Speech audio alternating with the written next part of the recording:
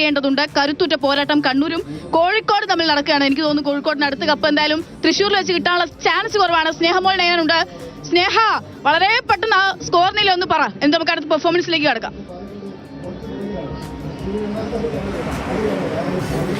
അക്ഷയ, 64ാമത് സംസ്ഥാന സ്കൂൾ കലോത്സവം അതിന്റെ അവസാന മണിക്കൂറിൽ എത്തി നിൽക്കുമ്പോൾ പോയിന്റ് നില ഇങ്ങനെയാണ്.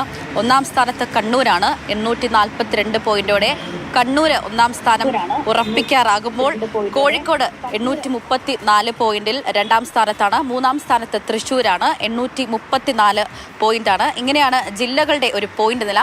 ഇനി സ്കൂളുകളുടെ ഒരു പോയിന്റ് നില പരിശോധിക്കുകയാണെങ്കിൽ BSS ഗുരുകുലം, പാലക്കാട് നിന്നുള്ള BSS ഗുരുകുലം 193 പോയിന്റുകളോടെ ഒന്നാം സ്ഥാനത്ത് നിൽക്കുകയാണ്.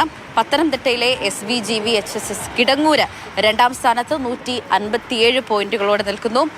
ഇനി മൂന്നാമതായി വയനാടാണ്.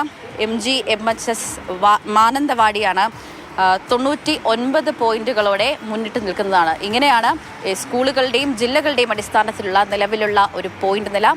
സംസ്ഥാന സ്കൂൾ കലോത്സവം അവസാന മണിക്കൂറിലേക്ക് കടക്കുമ്പോൾ ഇനി നാളത്തെ പോയിന്റ് നില പങ്കുവച്ച് എന്തായാലും കലോത്സവം പൊടി പിടിക്കുമ്പോൾ ഉത്സവമൊക്കെയാണ്. ഉത്സവത്തിനപ്പുറത്തേക്ക്, ആഘോഷത്തിനൊക്കെ അപ്പുറത്തേക്ക് മത്സരമാണ്. മത്സരിച്ച് വിജയിക്കുക എന്നുള്ളതാണല്ലോ അപ്പോൾ പങ്കെടുക്കുക എന്നുള്ളതൊക്കെ അതിന്റെ സന്തോഷമുള്ള കാര്യമാണ്. പക്ഷെ മത്സരിക്കുക, ഗ്രേഡ് കിട്ടുക എന്നുള്ളതാണ് എല്ലാവരുടെയും സ്വപ്നം. അപ്പോൾ നിലവിൽ ഇപ്പോൾ എന്തായാലും കണ്ണൂരിന്റെ തേരോട്ടമാണ് സംസ്ഥാന സ്കൂൾ കലോത്സവത്തിൽ നമ്മൾ കണ്ടുകൊണ്ടിരിക്കുന്നത്.